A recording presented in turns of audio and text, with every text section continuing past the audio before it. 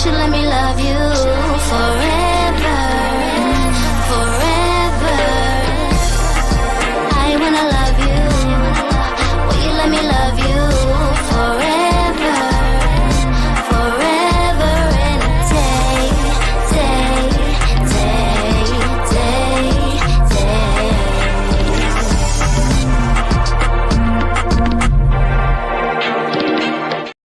Happy Friday! Yes, we have a good group waiting. Woohoo! I love that. Welcome to TMW Online, the Melanated Way. I'm Linda. That is Abby. We are covering Before the 90 Days. We are only on episode 4, so it's season 8, episode 4. It's going to be a bumpy ride. I'm just going to apologize if I sound like a negative Nancy. I was telling Abby backstage here that there's just a lot going on in this episode, and it's all just blah. Yeah, we have lots of notes of things that we probably are going to complain about. Yeah, but I mean, for good reason, like you said. Hey, Ray Della. Hey, girl. Hey. All right, we're gonna start with Lisa now. Lisa, I was calling her Laura, but it's in that whole same genre that we know, like baby girl Lisa, Laura, you know, just that whole Danielle, like the whole shebang of women that have no business dealing with these men because they should know better. Anyway, she's 52. And, we know her and we've met her with her daughter. And we find out like first 3 seconds into the episode that she pees when she's nervous. And so she's worried that that's going to happen because she's excited about this trip, about Daniel, about the whole thing. And she's worried that she might be too old for him. But she's packing and she's leaving for Nigeria, y'all. Now, the daughter, Faith, is still kind of like her mom is, in my opinion, toxic towards her. And I think she definitely just needs to go to therapy and kind of separate for a bit and figure out her own stuff. But she thinks that, Daniel could be a scammer. And she wants to make sure that her mom's not being scammed because, her mom has been in a lot of relationships and it has hurt her and it has made her grow up not with a lot of issues, right? Because the mom, Lisa, always picks a partner over her own child, and that's really, really sad to me as well. We also find out that Lisa wears wigs, and y'all, wear a wig, love your wig, own your wig. I'm all about it. But she's bringing three wigs with her. And one of the things I wanted to dispel, she says it's a process that she gets rashes and sores. And she's stressed about going there with her wigs because she's going to be wearing her wigs 24/7 while she's with Daniel. First of all, I don't know what synthetic cheap wig she's wearing that's giving her rashes and sores, but that is not how wigs work. Especially if you are investing in a good wig with human hair, that is not going to be your problem. Okay? It's not. Yeah, it sounds like she's allergic to something. Yes, cheap wigs, cheap synthetic.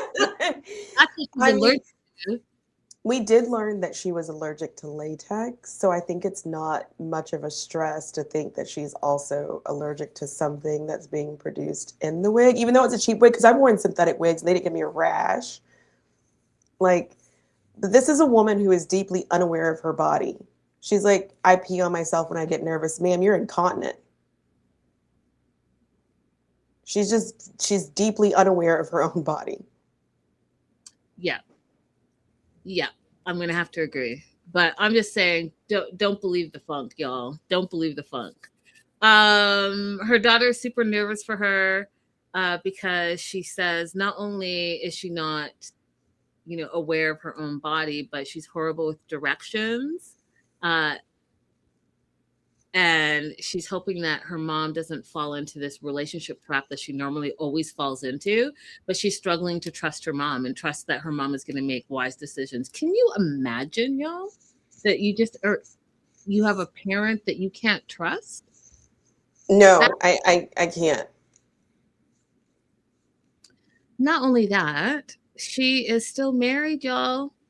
She's still married, and she's giving this huge responsibility for a certificate letter for divorce on Faith's shoulders. So I guess some certificate, I don't know how it works, but some certificate is coming that Faith then needs to go and bring to the courts. I'm not quite sure. It wasn't very clear because is that how divorces work?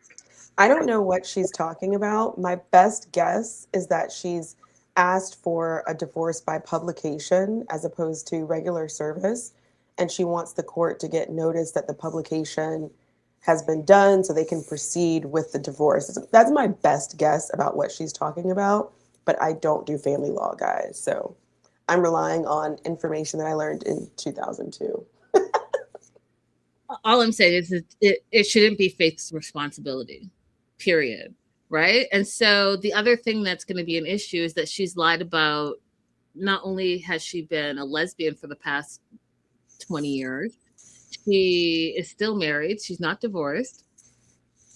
And she hasn't told Daniel, who, you know, she loves so much, any of this. She's actually lied to him, you guys, and hasn't told him anything about her true self. I just don't get it. Like, what is your true self? I'm not even quite sure. Do you know, Laura? That's what I was about to say. I don't think she even knows. This is someone who, I learned this last year. She's male-centered. She is so male-centered. Let's say she's partner-centered because she's been a lesbian for a long time, that she doesn't really have a concrete identity. She cut all her hair off for a past partner. She moved all over the place for other partners. She puts her daughter in financial jeopardy and borrows money from a friend to send money to Daniel. She's so deeply male-centered that she has no personality of her own. Agreed. And she doesn't know her own body. Like with the whole opener, I know you passed by it already, but I can't get over it. How are you're a woman who's 52 years old who pisses all over herself all the time. How do you not realize that you're incontinent? I keep calling her Laura. Lisa, I don't know. I don't know what to say. I just don't know what to say. I think maybe stop chasing the men and start spending some time with yourself and figure it out. I don't know. Faith, her daughter has said, listen, whatever you do, don't get married while you're in Nigeria. And when I heard that line, I already knew, you guys, she's going to get married. 100%. And when the producers asked her, would you go against Faith's wishes? She's like, I mean, if he proposes. And there it is. So always choosing the man over her own child is wild to me, you guys. But she's hoping Daniel will be her sixth and final spouse. Sixth, y'all. Imagine having that many prior spouses and still being broke. Broke and unaware and chasing and all of it. Just all of it. 6. We also meet Daniel, and y'all, Daniel is no better as far as I'm concerned. 39. He's from the Igbo tribe in Nigeria, but he's also Christian. We learned that he grew up poor. His mom died. And you guys, when he said this, I want you to go and fact check with any Nigerian that you come across. Now, me being a Guinean, I'm going to tell you that this is absolutely not true, what he's about to say, in my personal opinion. Okay? In my personal opinion, absolutely not true. But maybe this happened.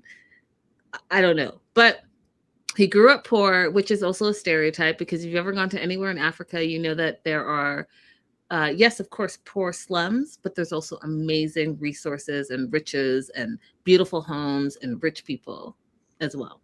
Just like in America, you guys, okay? You're going to go to America and you're going to go to California, going to LA. Yes, there's Beverly Hills, but there's also Skid Row downtown LA. I mean, you're not going to take your peoples to Skid Row downtown LA because that's not what they're looking for. So I just want you to keep that in mind when the stereotypes of Africa come out, because it really bugs me. But his mom died, he said. His mom was in a war, and she was almost killed. And before she passed, she said a white woman saved her, and therefore she wants Daniel to marry a white woman.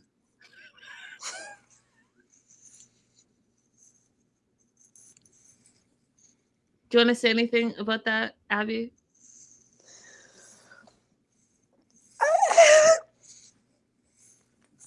Daniel, you don't have to lie to us.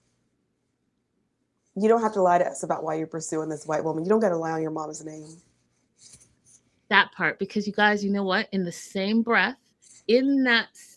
breath, y'all, he then went on to say why he loves Lisa, because she supports him financially. He loves her big tatas, and he loves her for that. Also, he wants to go to America. So just say that. Just say this is a green card convenient. You've been praying to your gods, because that's what he also did say, praying to your gods to get out of Nigeria and go to America. And boom, this woman who doesn't have her own money, is not financially stable, has not told you any of the truth, but you love her because she supports you financially. But he wants to make sure he's making a good decision. So he's going to go see a spiritual leader. And this is another thing that is, I don't know. And if someone out there knows, I'm sure I can look it up. But so he's Christian, but he's also Igbo. And so he has a spiritual leader who is going to ask the multiple gods a question. I'm sorry, you guys. Everything that Abby says about me is true. If I don't believe you, I just have a hard time believing anything that you're talking about. And so this is why I'm stumbling over my words, because I just think that all of this is nonsense. Everything that Daniel has said is nonsense. I don't believe it. I don't believe his spiritual leader. It's actually in the background right now. Drew with some chalk, some circles, and some candles, and is rolling dice with some alcohol. I just don't think that that's how it works. And I could be wrong, but I don't believe so. The only reason I don't believe it is because I don't think they would allow you to make a video of an actual ritual. That's the part. That's the part. Hello. So do I believe there are rituals? Yes. Do I believe that they would allow this to be filmed? No. I mean, the only things that I know about that I believe to be true about Igbo people is word of mouth. I would never see a video of it. I don't believe whatever this man is saying. I think he's throwing a cornucopia of BS at us and hoping that no one really knows what the truth is. So he's asking his spiritual leader whether or not Lisa's going to be good or bad for him.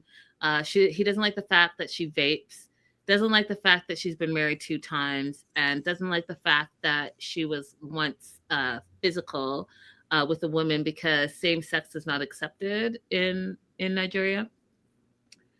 But the spiritual leader says, go ahead. She's going to bring you good things, success. Your ancestors have approved. You can move forward. It's going to be a great change for your life.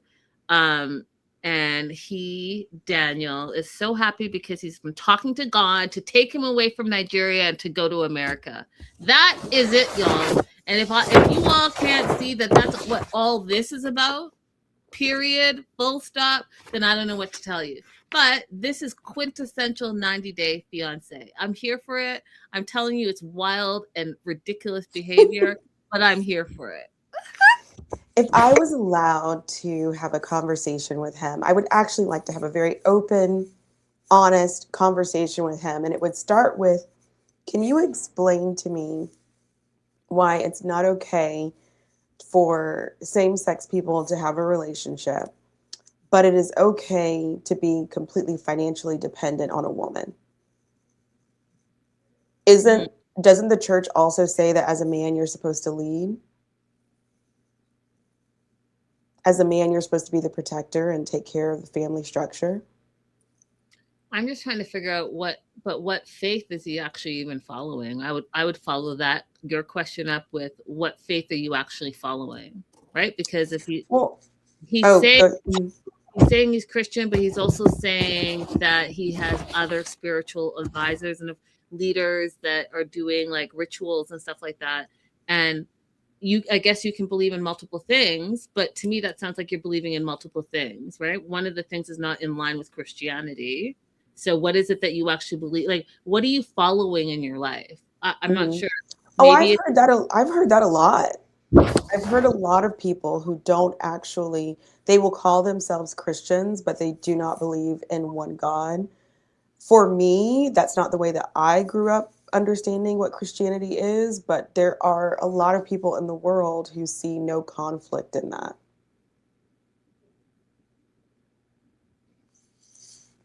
And who am I to say what they should or shouldn't believe in? Because as you know, I don't believe in any of it.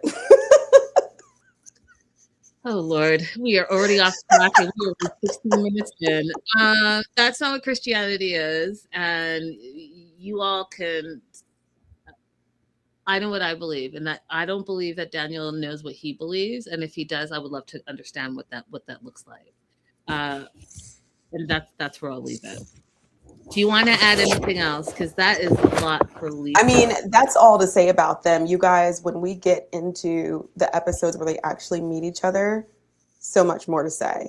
So I'll hold it until then because this whole Well, thing is a mess. Normally, the situation is that we have the male partner who's withholding information from the female partner.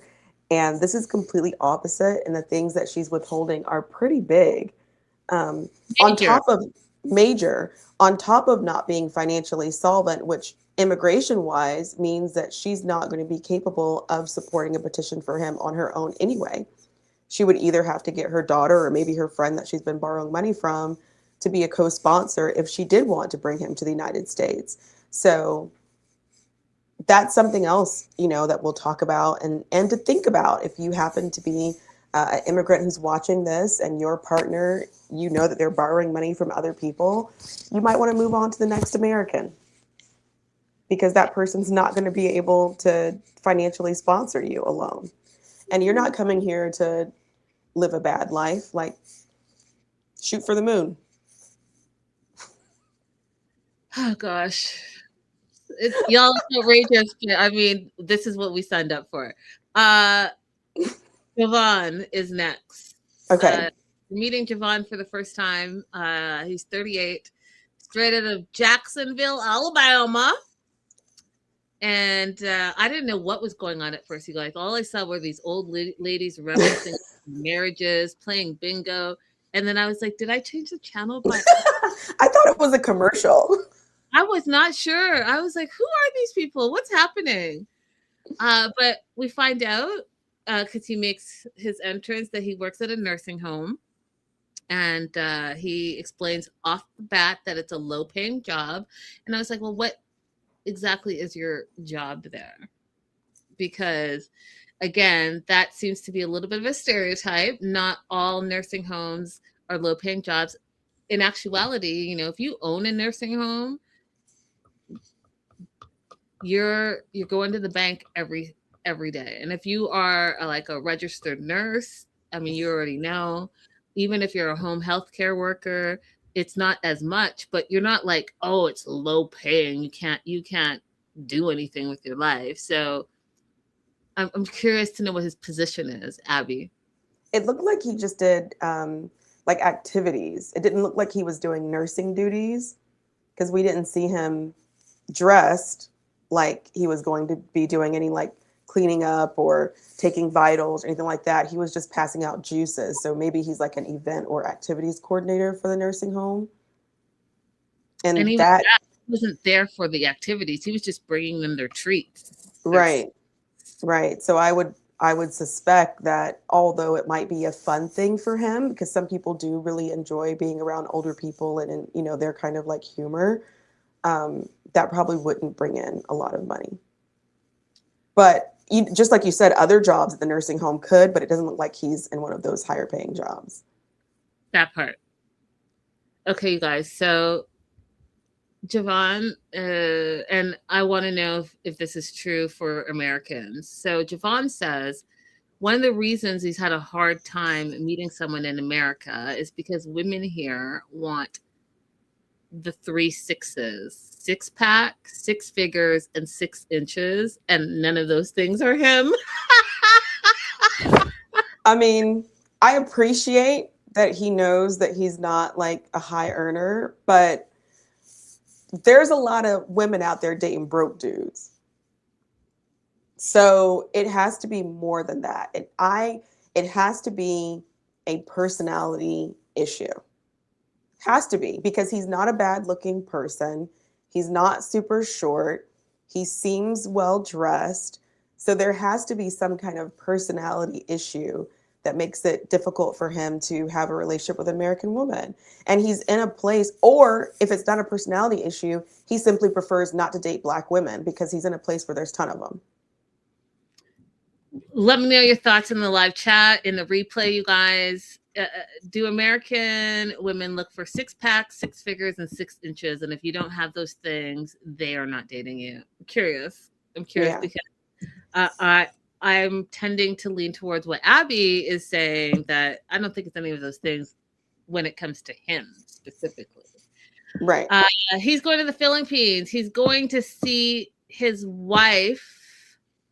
Let me just say that a little slower because it sounds wild. He's going to the Philippines and he's going to see his wife that he's never met for the first time. Hey, Tina. Her name is Annalyn. She's 38, lives in the Philippines. They connected online 5 years ago, and they've been married. What he says, and this is part of where, so their situation, I feel, is a lot staged because he keeps making mistakes in their meet cute and their whole story. And I can't stand when, you know, obviously this is made up because he's saying one thing and y'all aren't even editing it out. But he said that they met online 5 years ago. They've been married for 2 years. And she's like, what? He said that? No, we've been in a relationship for 6 years and we've been married for almost 3 years. So you guys figure it out. Whatever it is, it's been many years and they haven't met, but they're married. She thinks he's handsome. They used to talk for hours every day. COVID hit. No one could travel. So she came up with the idea that they could get married online, which I didn't know was a thing, y'all. Did you all know that I could be in Europa and you can be in Timbuktu and we could be like, hey, we love each other and we can get Zoom married we've never even met in real life. You all are wild for that. Absolutely ridiculous. You already know that I said if you were in an online relationship and you've never met that person is your online pen pal. That is not your significant other, and you should absolutely 100% not get married online. What kind of cockamamie nonsense is that? It's Utah nonsense.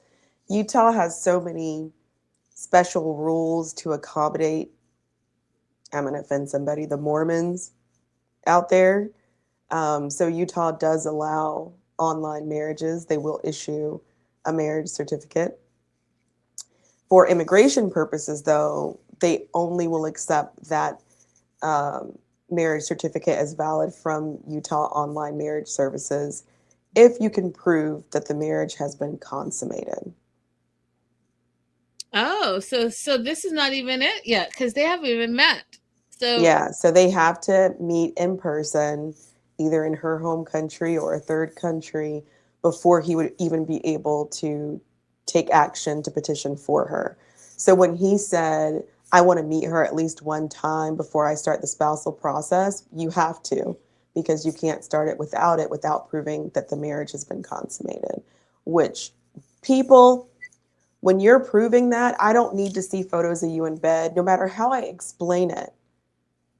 Like, show me where you visited each other. Where's your travel itinerary? Show me your airplane ticket. Show me an event that you went to together when you're like, they still will send me pictures of them in bed. I don't need to see that.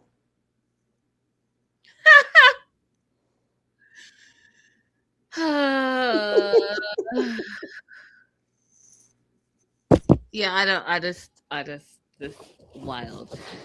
Question of the day: would you get married online? Let me know. Absolutely not. I barely want to get married in real life. Definitely not get married on. Well, hold on. No. Wait. If he's rich. You could have just stopped while you were ahead, Abby. But hey, you know what? Whatever makes you happy, if it works, it works. But not online, y'all, and not if you've never met the person. Sounds wild to me.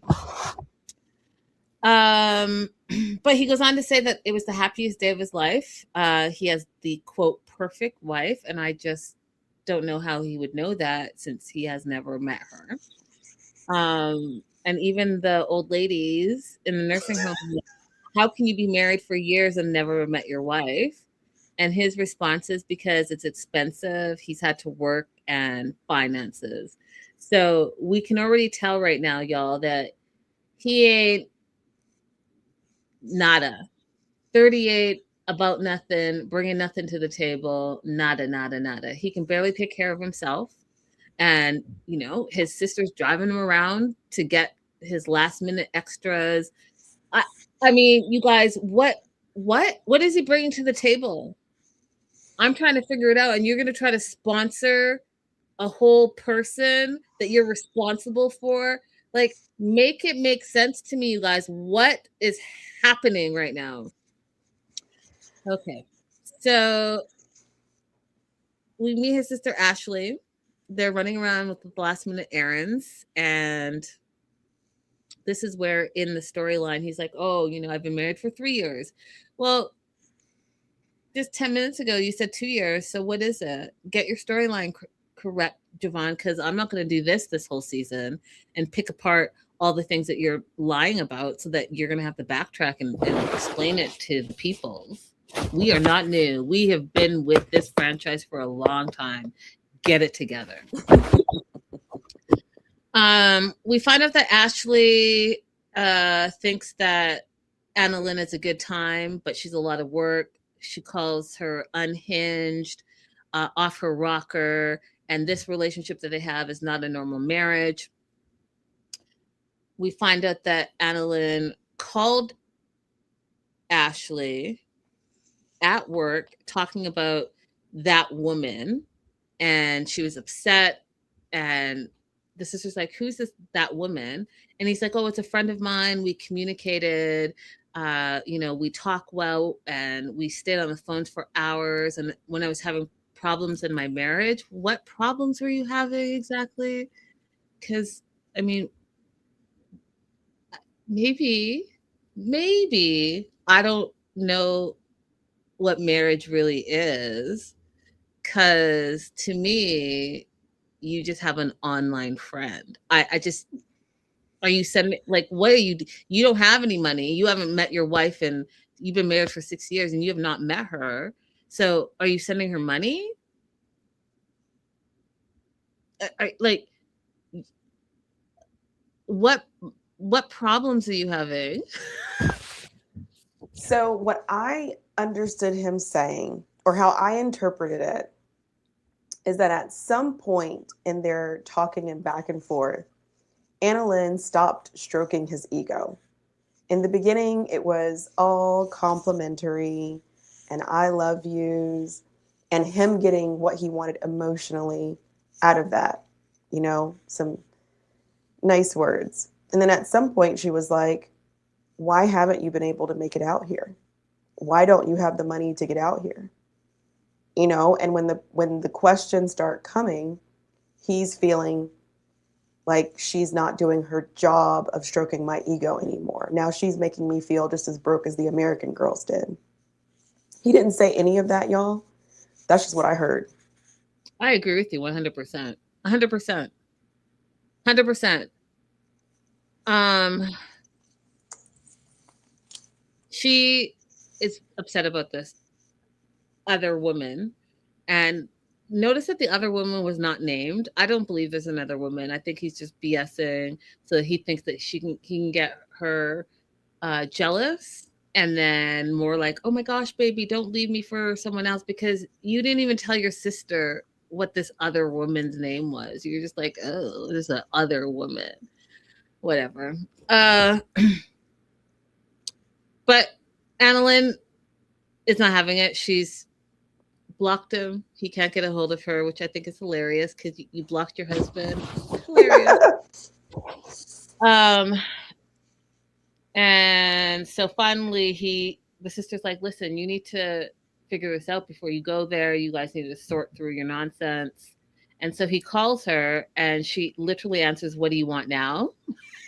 We haven't talked in a week. Then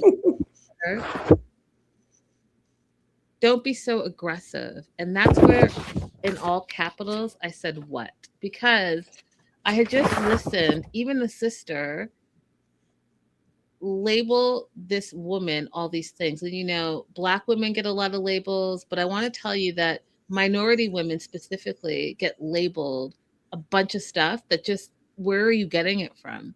So she was already labeled unhinged, off her rocker. She's a good time. Think about, we're talking about the Philippines right now. Passport bros, keep that all in your mind.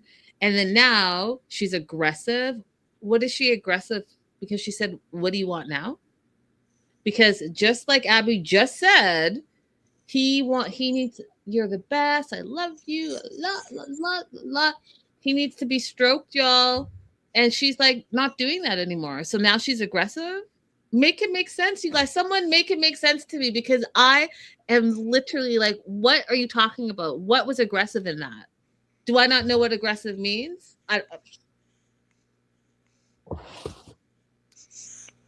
He says he's dealing with a lot and he's feeling not emotionally supported. Again, going back to what Abby said. So he's calling his good time girl, who is supposed to make him feel better. He doesn't have to bring anything to the table. He just has to show up on a FaceTime, a Zoom call, and she's supposed to tell him how amazing he is and how perfect he is and how good looking he is. And guess what? She's done that for 6 years and she's kind of over it, because what is she getting out of it? She's not his therapist, and even therapists get paid.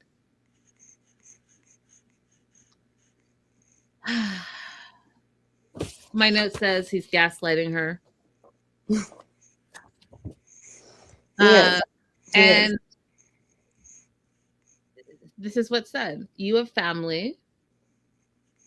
You can go to therapy. She's like, you're in America. You have a big family. Go talk to them. Go to therapy. You're in America. You have to go to therapy. But he wasn't receiving that. And that's why he's blaming her that he reached out to this other woman because he wasn't getting what he needed from her. You know, you reached out to her because she stopped stroking your ego. You tried to do a double back, circle back to this girl, see if she could stroke your ego, because you're a broke person who probably, to me, don't have a support system that you can actually talk to and talk through some things. So you're hoping that women who you find you're attractive will continue to feed your ego, because you're lacking in whatever it is, whether it's self-esteem or attention or money or communication, whatever it is you're lacking. You want these women to adore you and pour into you so that you can feel better about yourself. And as soon as they stop doing that, guess what? They're the worst, and they're not good, and they're aggressive, and they're unhinged, and it's their fault. Oh my Lord, stop it. Beware of men like this, guys. Beware of men who are unable to sustain an emotional connection through difficulty, that they need you to always be praising them. If any difficulty arises, they shut down. Beware, 100%. Moving on to Emma and Ziad. Overall I had thoughts? forgot all about this girl. She came on the thing and I was like, oh yeah, her.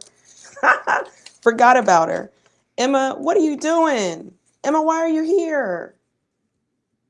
Emma. If I was able to speak to Emma, my first question would be, girl, why are you got a fetish for Moroccan men who mistreat you? Yeah. Yep. You've been to Morocco, right? Yes, I actually was going to send you some pictures from Izmir. Mm-hmm. I'm sorry, that's Turkey.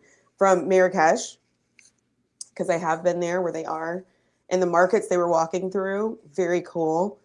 All the spices and everything. So what was interesting to me is that the spices that they use in their food are a lot more of the aromatic spices. So when you're eating, they don't hit you in your taste buds here. They hit you here more. And that's a really enjoyable experience of food. Mm. And what was your experience overall there? Because, I don't know if you are following any of the like sporting news or like social media news with Morocco, but like iSpeed was there and had a terrible time. There's a lot of like racism. They were throwing bananas at him. And then, the Senegalese team, if you guys watch football, aka soccer, went against Morocco, and that match was wild, and they were really being terrible to people of color. And I'm just so shocked because I have not seen that experience, that part of it, Morocco before. And so for them to be coming into the news for literal racism against people of color is crazy to me because, Morocco is in Africa. They don't feel that way. And that's a whole thing I know. I know Northern Africans, Egypt. I know. But yeah, it's still Africa. So here's some of the weird things that happened when I was in Morocco. It was not my best trip. This trip made me actually lose my nerve to take another solo trip. I took a break after Morocco because I had just lost a lot of my confidence. But one thing that happened, I was walking with a guide, with a group, and he said to me and me only, over there is where you can visit the African market.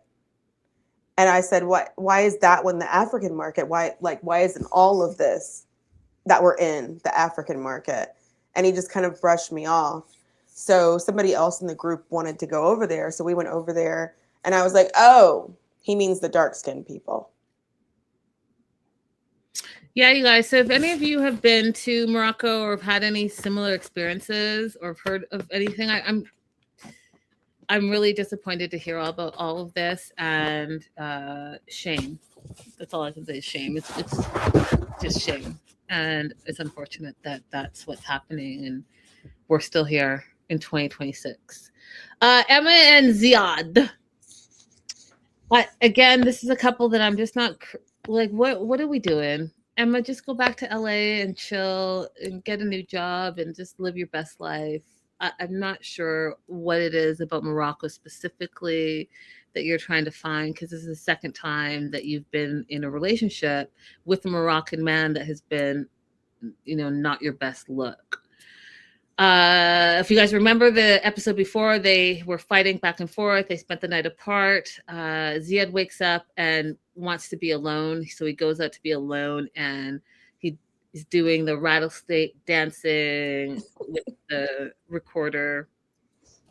He woke up and went and had a good time. He's like, bump this girl. But Emma's determined to turn things around. So when he gets back to the house lady, because I don't know what she's called, but the lady that runs the house, the lady of the house lady made breakfast for them. And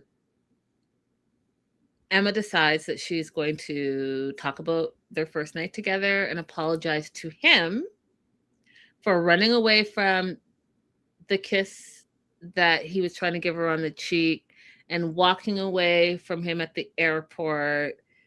And I was like, is he going to apologize to you for anything? Because I don't think that that's what I remember was the issue. The issue was he gaslighted you to get you there. And then now you're here and he's acting like he didn't say all those things. Reminds me of someone that we all know very well. You know, we see you on video. We see you dead. And then you're trying to tell us it's fake news. I just what? Right. Like, don't let people gaslight you, you guys. Anyways, she apologizes to him for whatever reason. Then she starts crying and tells him that she got fired. And that's important, you guys, because, you know, she is funding this trip, right? And has been funding this whole situation with the job that she no longer has after 5 years. And he tells her, you know, don't worry, you'll find a better one. Let's just enjoy Marrakesh and everything will be all good. I love that you can, you know, pacify her, but she's also going to need some real life solutions.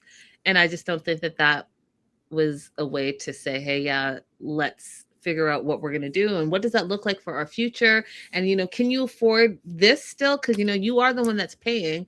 And even though I'm going to take you to the market in a little bit and buy you these 3 little wallets that are equivalent to like $5, but you're going to feel like I'm spoiling you. Sorry, not sorry. Terrible. Okay. They do these little platitudes. They call each other wifey and hubby. And again, just because you say cute little things, you guys, doesn't mean that your problems are disappearing, because everywhere you are, there your problems are if you actually don't talk about them and don't resolve them. So, you know, you could be like, all this stuff, and then be like, oh, but I love you. That's not going to change. You know, if you think about what that sounds like some type of toxic, abusive, unstable relationship. Right. Right. Emma, you need to get like Greta. Okay. Those Facts. flags are waving. You need to get out of there. But I'm not condemning you, because most of us do stay way too long. I'm not saying I'm better than you. We all need to get like Greta. That part. I agree with that. Greta, listen, I dedicated a whole show to you this week and I stand in it. I was going to say the 10 toes thing, but I was like, I've used that phrase far too often. So they're in Old Medina shopping market. He buys her these 3 little wallets, and then he wants to introduce her to some traditional foods. So they're going to go and have snails, but she is not having it.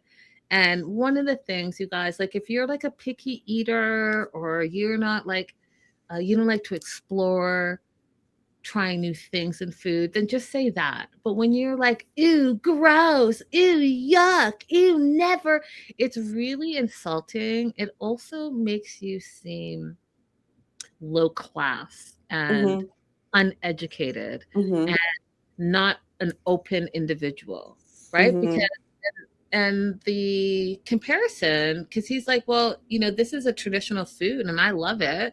Like, what do you love? And she loves sushi, which is raw fish, which depending on the type of sushi you eat, like inagi, which is eel, it's the same slimy type of texture. So what are you talking about? Is it your mind can't wrap around trying something new, or you actually think gross? But whatever it is, there's just a better way to handle yourself, in my opinion. Do you want to add anything before I say something else?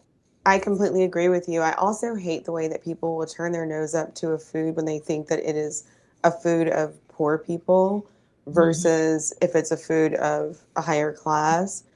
I sincerely doubt that if she was served a plate, or if she was sitting beside somebody in Paris who was served snails, that she would have the same kind of, ooh, yuck, gross response. I feel like this is part of the response is because they're on the street in Marrakesh having the snails, as opposed to sitting down at a fine dining establishment. But a snail is a snail.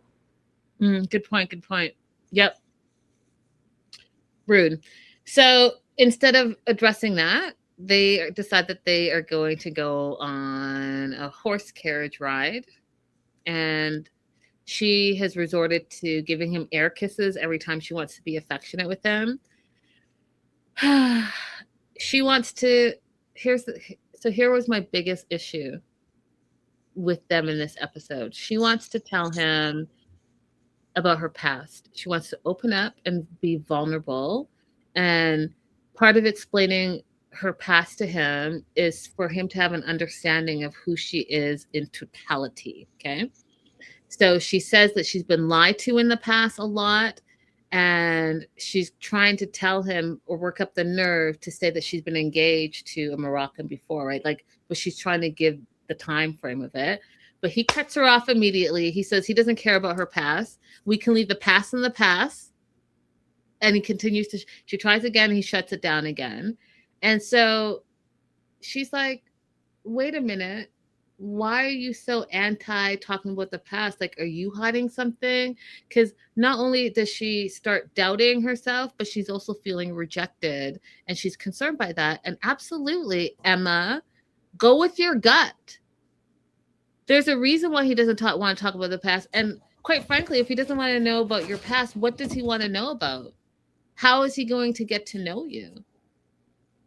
Part of learning about someone is learning how they've lived their life, learning about their family, learning about how they spend money, learning about how they save money, learning about past relationships, learning about, you know, where they grew up and how they grew up, because that all forms who you are and other stuff as an individual.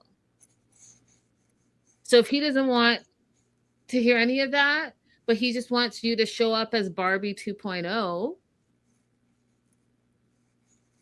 it should be concerning to you. Mm-hmm. But we know that Emma's not going to take it the way that it should, the seriousness that it should be taken, because she shouldn't even still be here with someone who told you blatant lies and refuses to acknowledge that they lied to you about how you can conduct yourselves once you arrive. So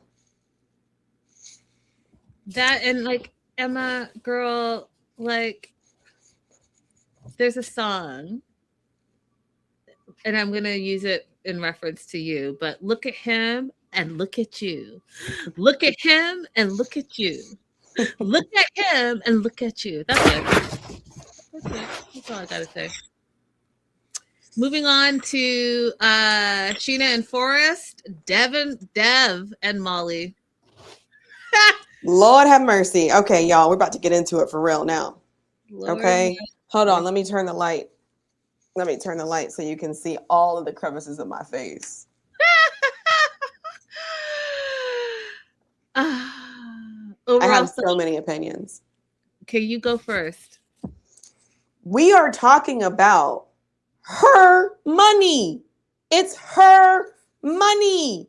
Nobody in this family earned this money but her. Y'all are broke. It took y'all 7 years to be able to afford flights to get to where she is. She has a job that she works. She's a professional. Y'all are the ones who are broke. You cannot tell this girl what to do with her own money. Say it louder, Abby. Say it louder, girl. Say it louder. And the fact that you have the audacity to be screaming at this girl's face and calling her a liar because she's spending her own money on her own family it's wild behavior.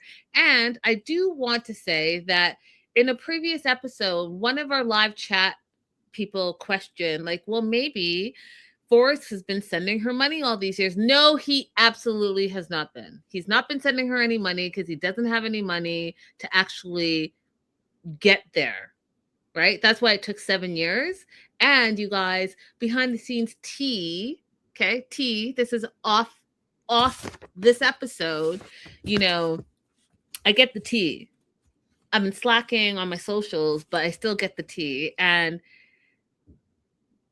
Forrest, you're great, but you don't handle your finances well. You know, he's been evicted twice from where he lives. and he's actually been like trespassed against one of the places because he kept coming back to his old apartment and harassing the new tenants. So when we talk about monies, clearly it's an issue, and he ain't got it. It is what it is.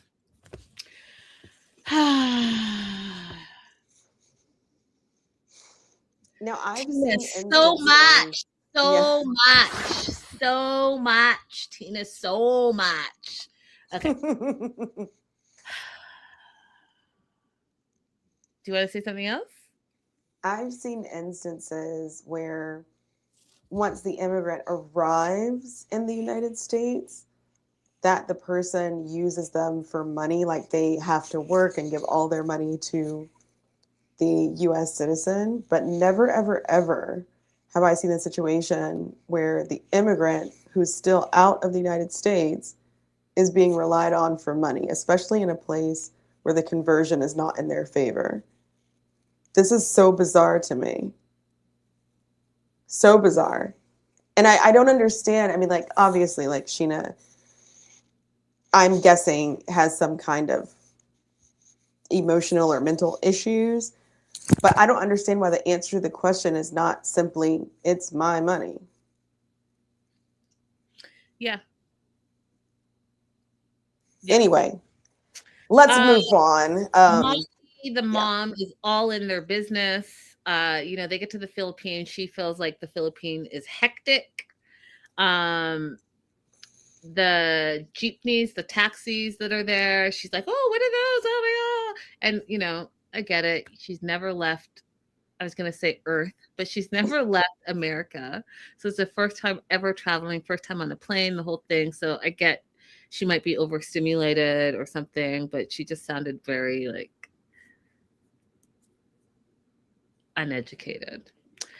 They are staying at an Airbnb because Sheena's parents own the apartment that she lives in Manila. And the parents, who sound business minded, said, well, if they're all coming here, they're going to have to pay to stay here, just like they would pay an Airbnb. And Forrest said, absolutely not. He's been saving for the last 7 years to come to the Philippines, 7 years. So he's not paying her parents any money, and he found that offensive. What did you think of that? I thought it was really stupid because he's not paying for the place where they're staying anyway. This is the place that Sheena got for them to stay. Because remember, like, walk in and she said, this is the place that I got for you guys. I hope it's okay for you, right? Mm-hmm. So if they had just stayed at her parents' place, then that money would have still stayed in the family, as opposed to now Sheena's paying some outsiders for the place where they're staying. So I thought it was stupid. I actually didn't think it was anything wrong with the family saying, if you're going to stay here, then you have to pay, because obviously that is space that they use to make money otherwise.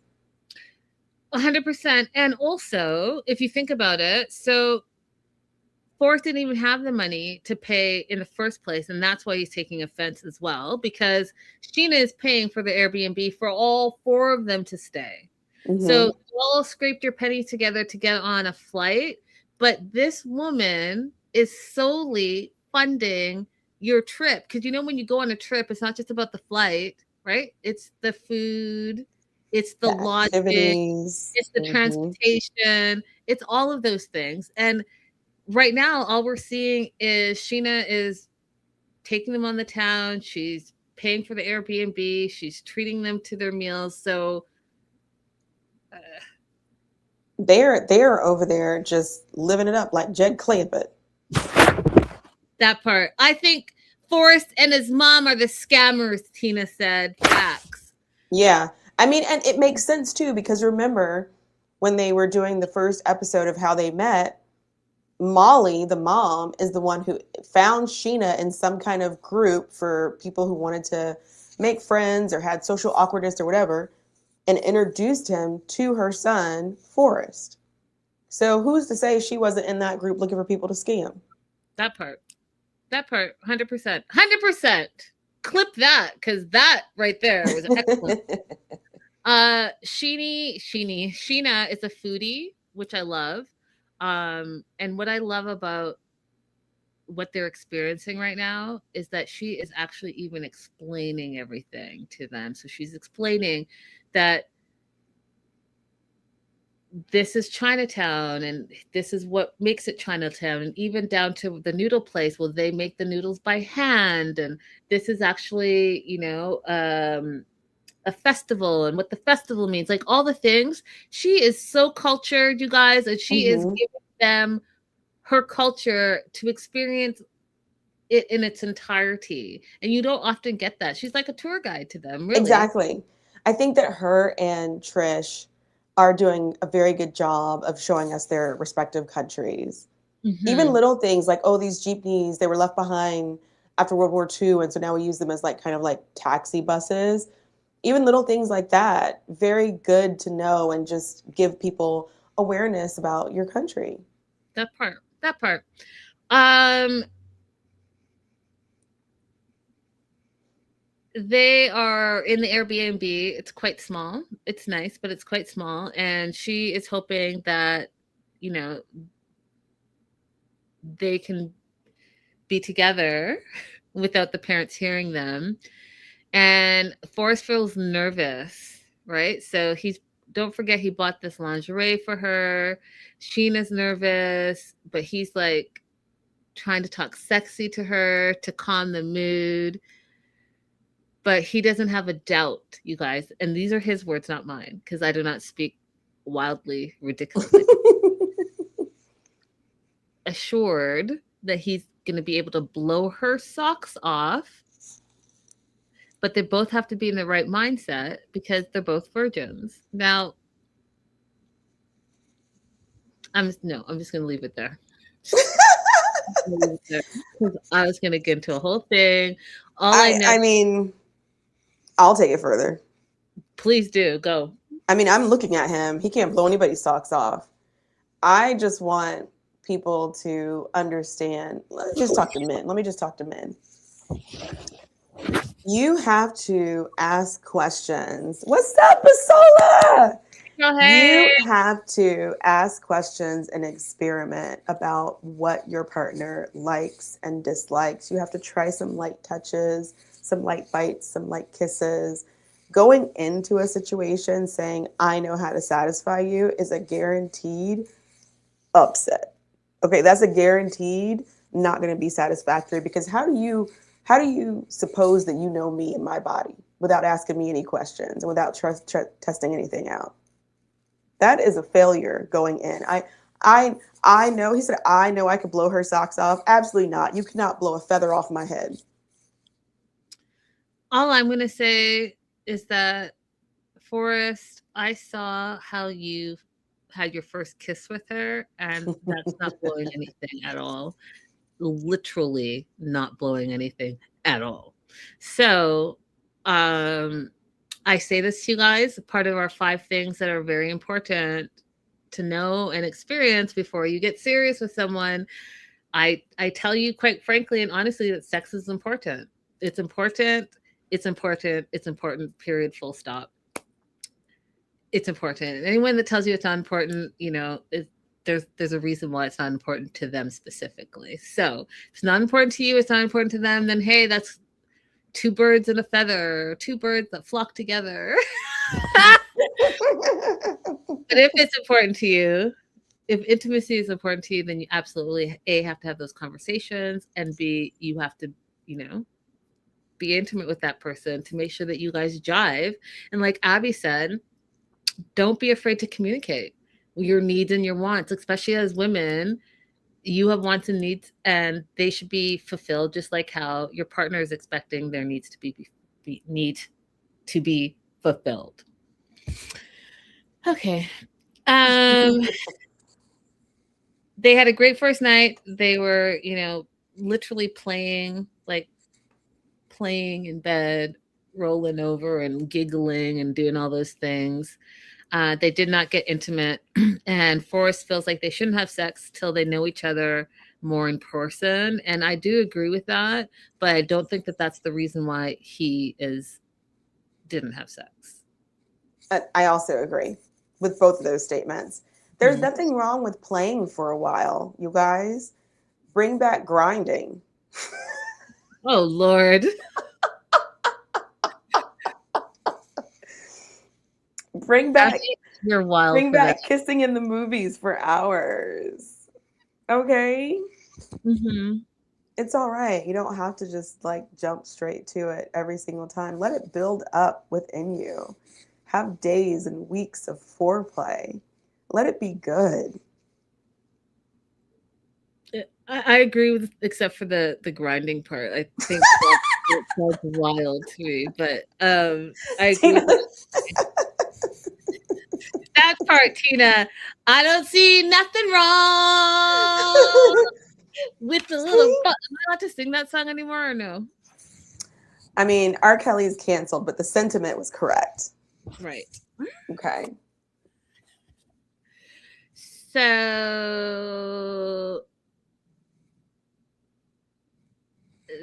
they had fun that night. And Forrest also goes on to say that, you know, not only does he want to know her more, he wants it to be the right time and for his mom not to be around. And that is absolutely valid. Absolutely valid. So they're spending their next day, their new day in the Philippines. They're going to go to Chinatown in Manila. And we learn, like we just talked about, that Chinatown is actually the oldest one. And Sheena gives a little bit of that history, which I just love, you guys.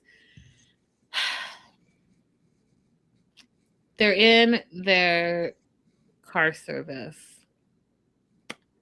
And Molly, Paid the for mom, by Sheena. Go ahead. yeah, paid for by Sheena. Molly, who's the mom, is sitting in the front, turns to her son and Sheena in the back and asks about their private bedroom time. Did you guys do the nookie nookie? Now, I don't know about y'all, but absolutely not having that conversation with you, Molly. Absolutely not. They both chime no together. And Molly doesn't just drop it. She's like, well, why didn't you guys? Of course, like, because it was not the right time and place.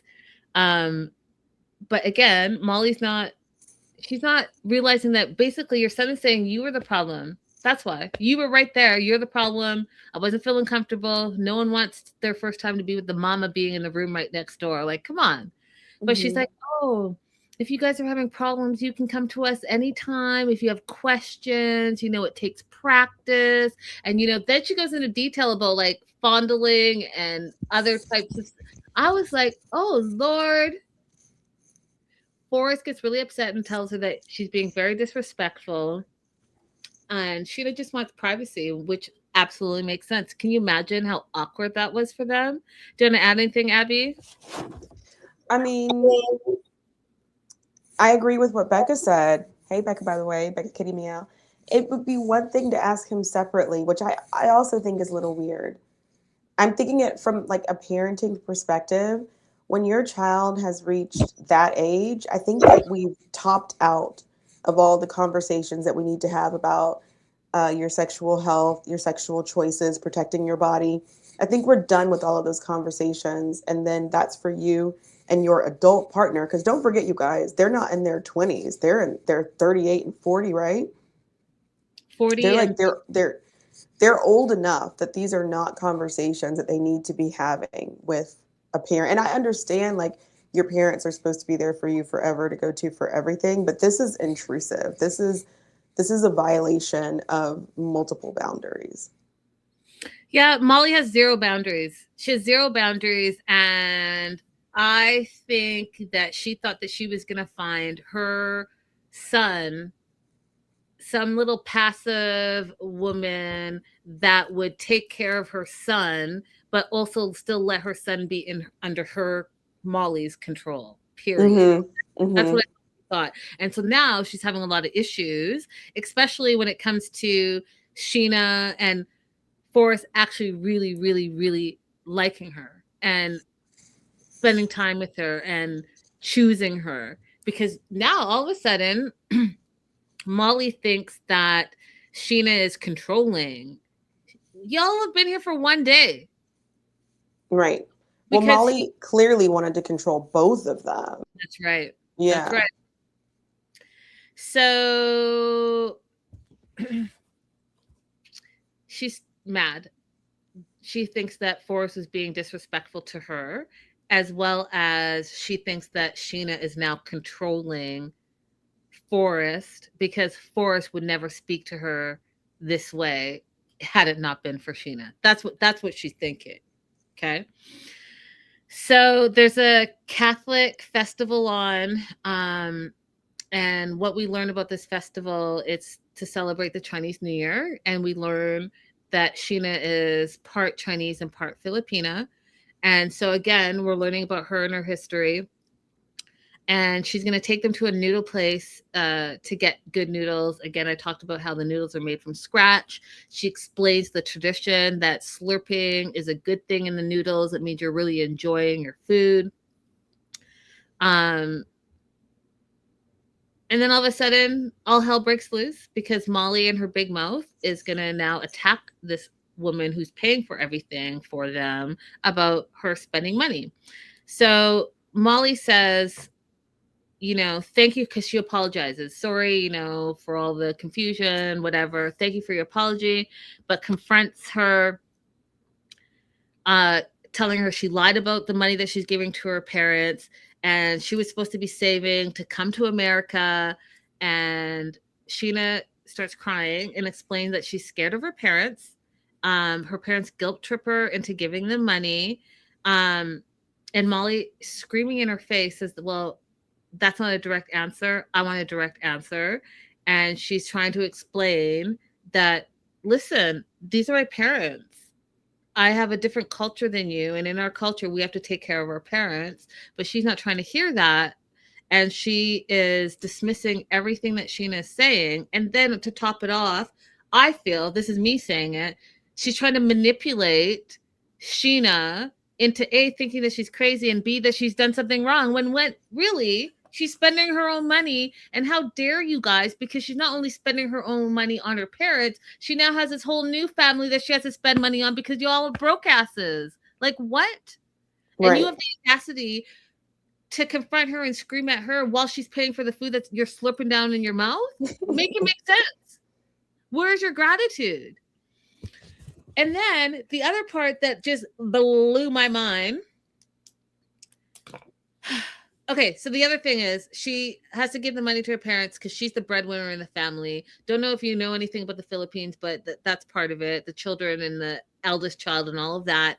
So she feels obligated to help her parents. And then Molly's like, well, why didn't you tell us you were giving your parents the money? You've been lying about that for years now, and says, it doesn't make sense. It doesn't make sense. And I was like, what doesn't make sense to you? Like, it makes sense to me. What part, Molly, doesn't make sense to you? The fact that you're not getting the money, the fact that she's not saving the money to send herself to America to stay with your broke asses, because why not just save the money for herself and then on her own get herself to America? And then she doesn't even have to support you all, because what are you all bringing to the table? Nothing. And so you're mad about that because you thought that just like how her parents get money from her, that you were going to get money from her. And that's what you're mad about, because you didn't get the money. Now, I say all that, and I say this to Forrest directly. You sat there and let your mom talk crazy to her, and you didn't defend her. Your woman is crying beside you. I'm so glad that they didn't have sex, because, your first time is intense, and whoever you lose your virginity to, you really are like soul tied to them for life. Like, even if you never speak to them again, you remember them because you always remember your first time. And so I'm so glad that didn't happen, because now you're starting to see the type of person he is. So you're in a dark alley. Is he going to stand up for you, or is he going to let whoever say and do whatever? Because looking at his mama scream at your face and him just sit there looking at you is wild to me. You should know better.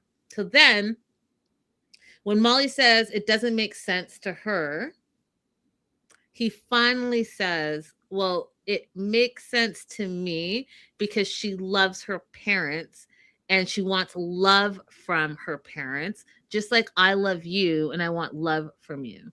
That was the only thing he said that made any sense. But he said it at the last coaching hour, and I was not impressed. Yeah, he let that go on for entirely too long. It shouldn't even be a line of questioning. It's very troublesome to me that she doesn't have anyone to advocate for her right now. Facts. Lusala says Molly's totally out of line for scolding Sheena for spending her own money. Facts. Tina says if you look up audacity in the dictionary, there's a picture of Molly. Facts.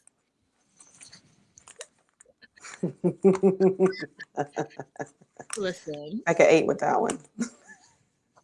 Facts, Becca. That's all I'm going to say is facts. And Tina says, looks like Sheena will be sponsoring herself. This show is wild. It is wild, Tina, and that's why we love it. Yeah.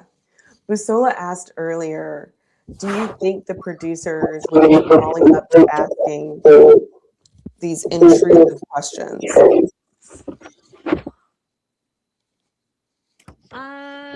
I don't think so. I think that they give a ballpark of what they're looking for. This is what we want your scene to look like. These are the topics, but they like people to use their own voice because especially if you're not like a trained actor and you're just like, not that you're just, but if you're a reality show participant, you've probably never been on a reality show before. So you're going to speak authentically, and that's what they want, because if you're trained, you're not going to speak as authentically because you know what you should and should not say, so that you don't get trapped in a crazy soundbite.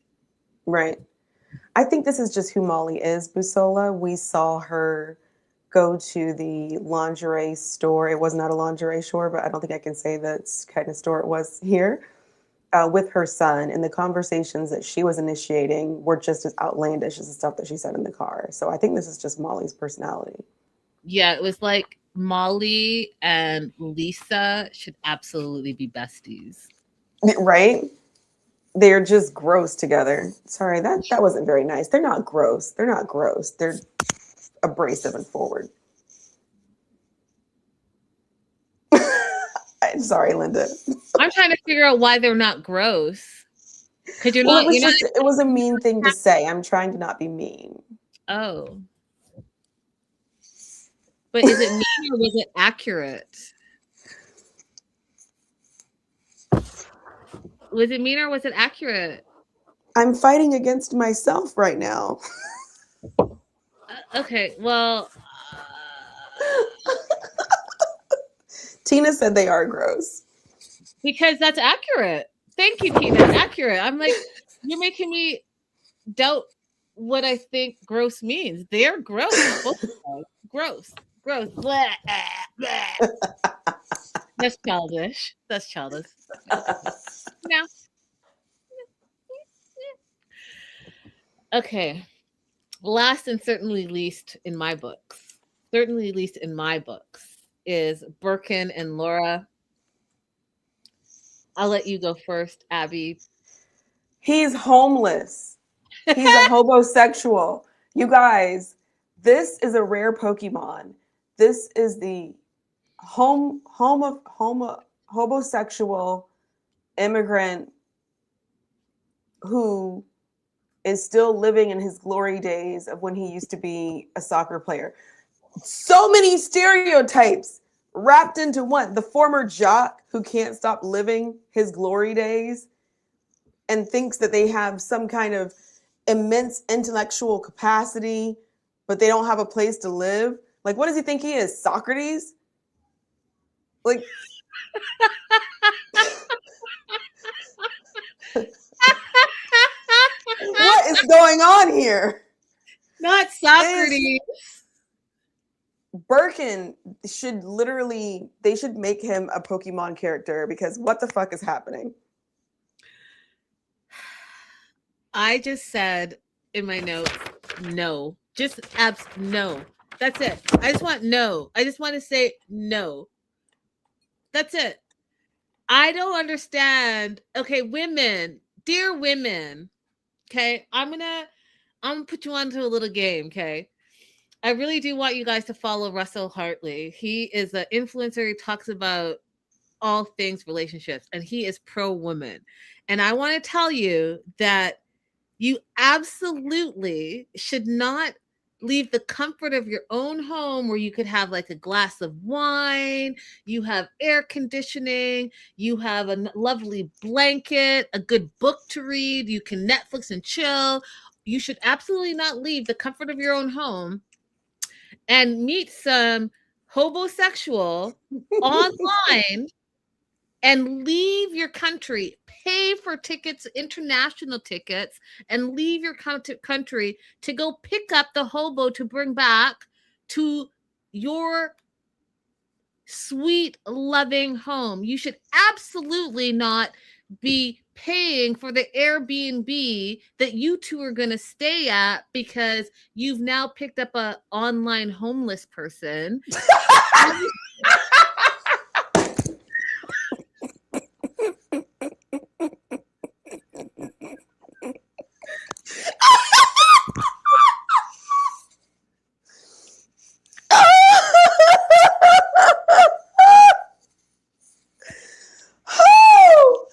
Excuse me, y'all. I'm sorry. Whew. Imagine flying away from your home where you have food and furniture to go meet a homeless man. You could have just gone to the Safeway to do that. I got a homeless person for you, Laura.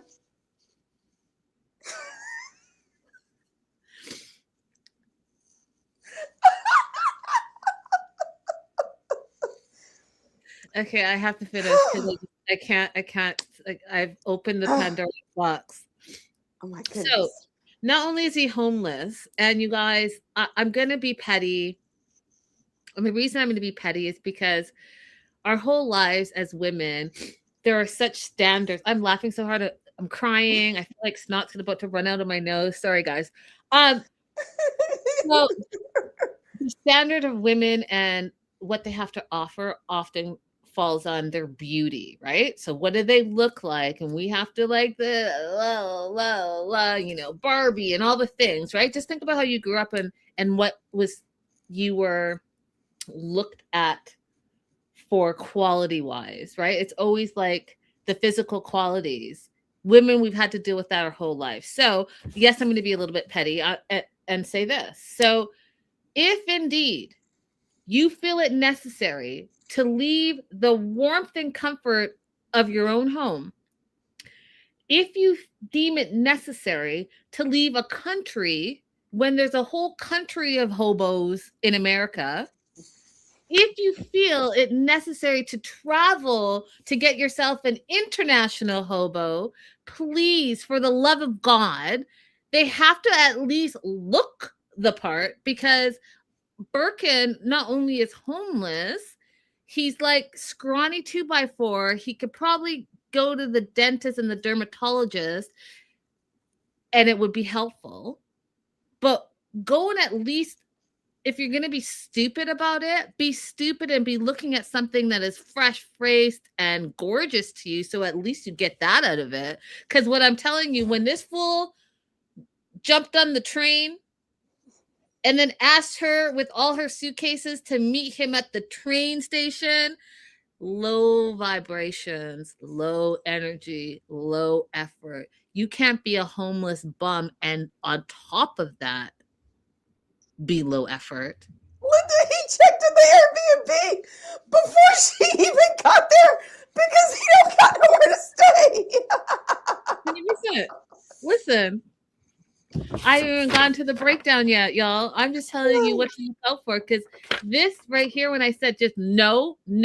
So let me do the breakdown real quick. Laura rented the Airbnb for them. Place is the biggest place he's ever seen in his life because he is homeless. He stays with different friends, couch surfing back to back.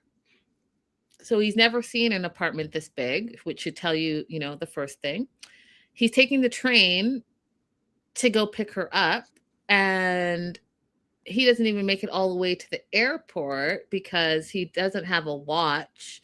So he doesn't know what time it is. And so he just goes on the train schedule and figures he's going to get to where he's going to get to.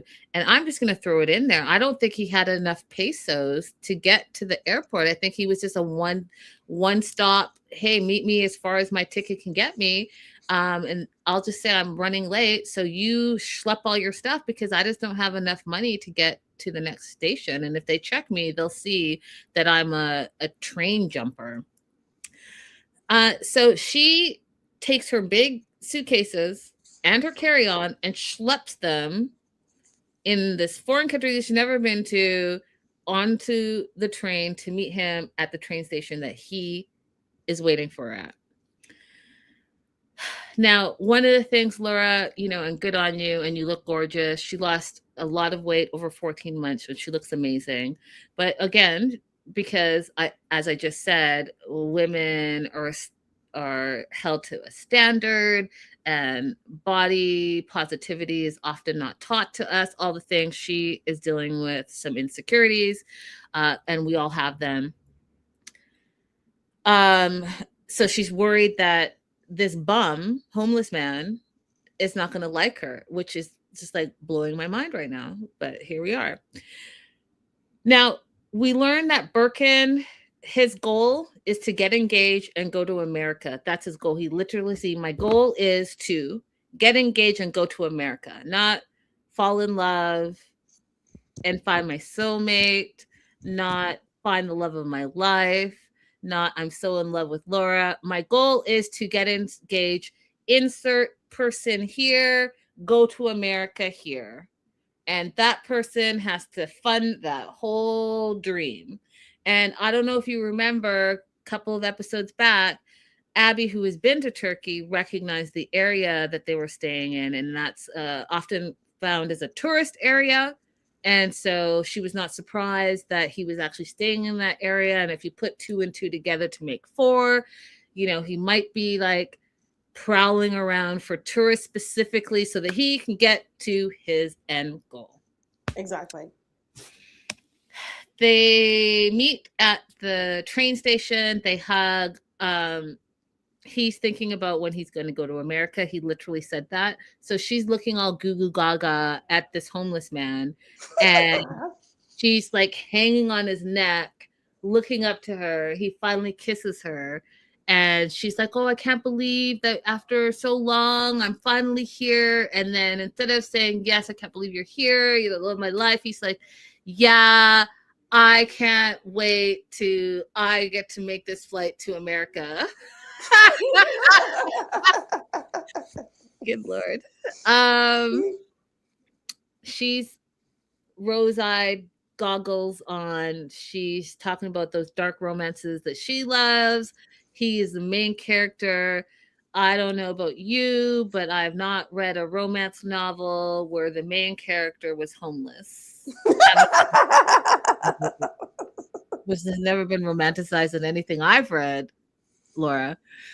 And then she thinks that this is the most romantic thing, but she doesn't realize it's a slight. So when she says, yes, he's everything I've ever dreamed, main character energy, and then the producers ask him to look at her, he's like, oh, I don't need to look at her. I mean, I felt it. Yeah, you felt cha-ching, I'm going to America. Oh, Lord. Okay, question. Mm-hmm. How much of this is Laura's fault? Because they showed us the communication that they had before they got there, and it does appear that she used a lot of filters when she would chat with him and when she would send photos. I mean,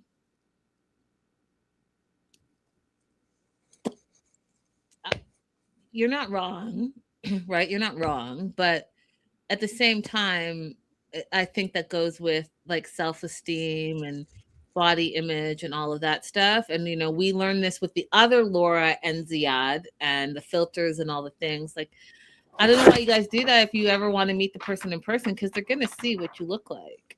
Like, I don't know. Let us know what you guys think in the live chat. Main clown energy facts.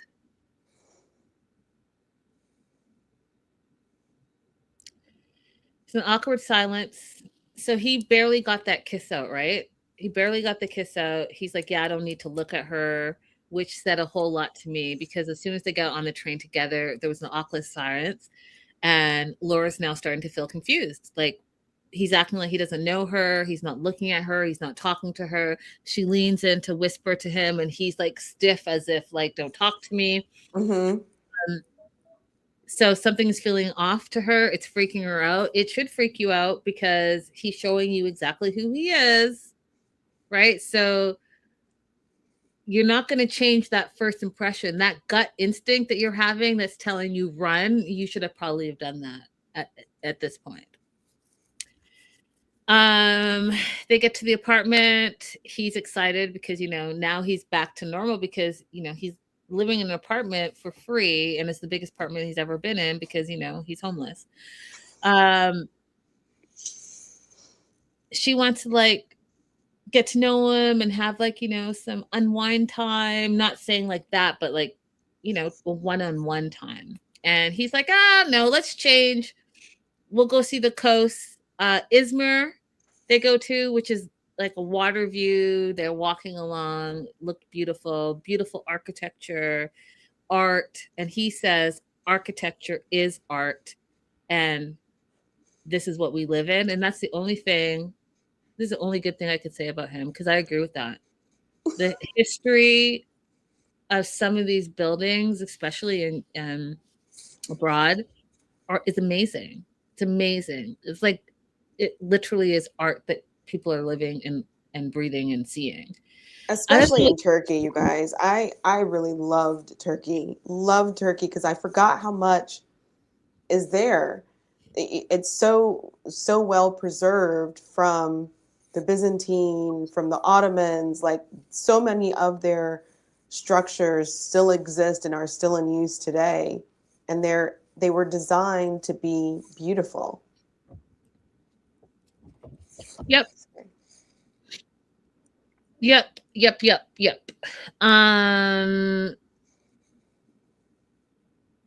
So they do that, and then they go back to the Airbnb.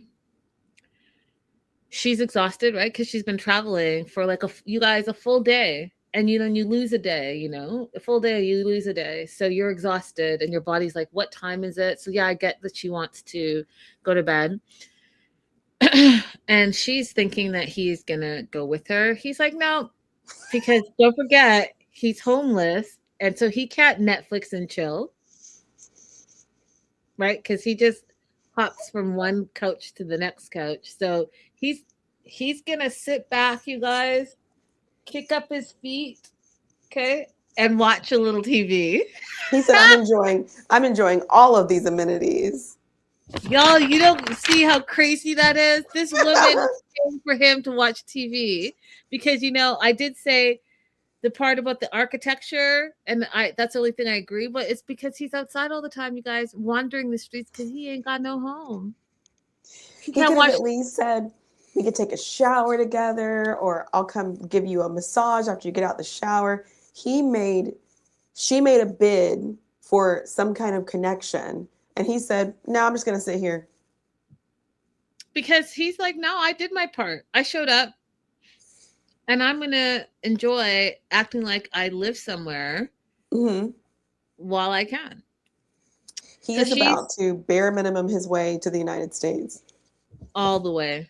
Unless Michael has something to do with it. Because Michael has been texting Laura the whole way. So he tracked her flight. He's been texting and texting and texting, and even in their conversations, because they're such besties, he can tell that her tone is less excited, so he's not sure what that's about, but he's sensing that there's something wrong.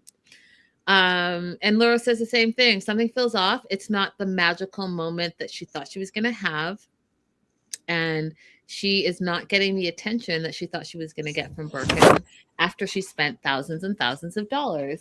And so the moral of the story of the ladies is, first of all, and this is what I believe. Okay. If a man, you're the prize. Okay. You're the prize.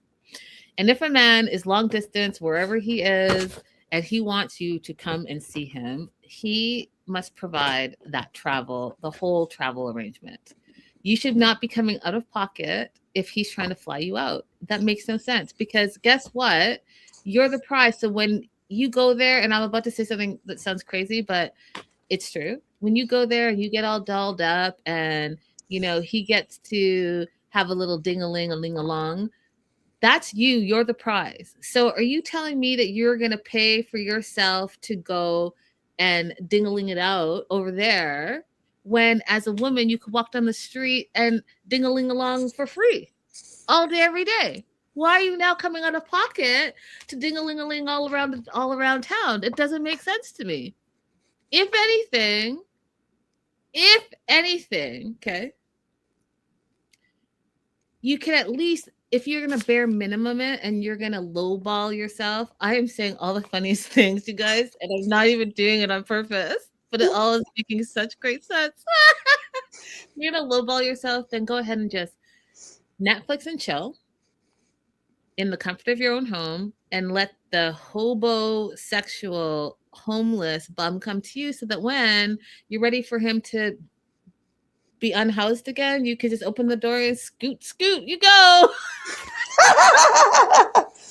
The amount of money that she spent, she could have hired a professional to give her time and attention, a nice couple of dates out, maybe even take a vacation together, not to Turkey, but somewhere else. But what do I know? I don't know anything. What do I know? I don't know anything. Tina says, Mr. Vanilla Ice, baby. I was thinking, I think it's Shaggy. Ding-a-ling-a-ling, don't stop ring. Booyaka, booyaka. I don't know, but that's the song. Yeah. This I don't get. I don't understand what Laura's doing, but at least Birkin is very clear and direct about what he wants. He's not lying to us. He's not trying to pull wool over anybody's eyes. That man said, my dream is we will get engaged, go to America, get married. Okay? Now, Laura, 5 years from now, 4 years from now, 3 years from now, when this man leaves you, I don't need you going to USCIS trying to get his green card snatched up because he is telling the truth right now. Okay? Same for you, Lisa. Okay? Just because that man was all grossed out and proposed to you as soon as you got off the plane, which we'll talk about next week, what Abby said. I don't want to hear any nonsense. I don't want to see you get all Angela on him because your feelings are now hurt. No.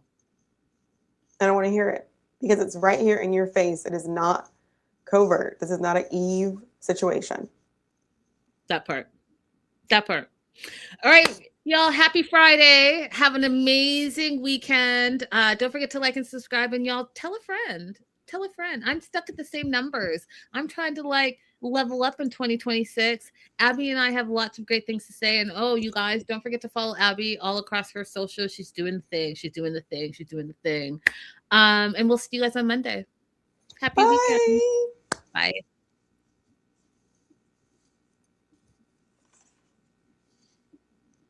Oh, I think we should get, you know what? We should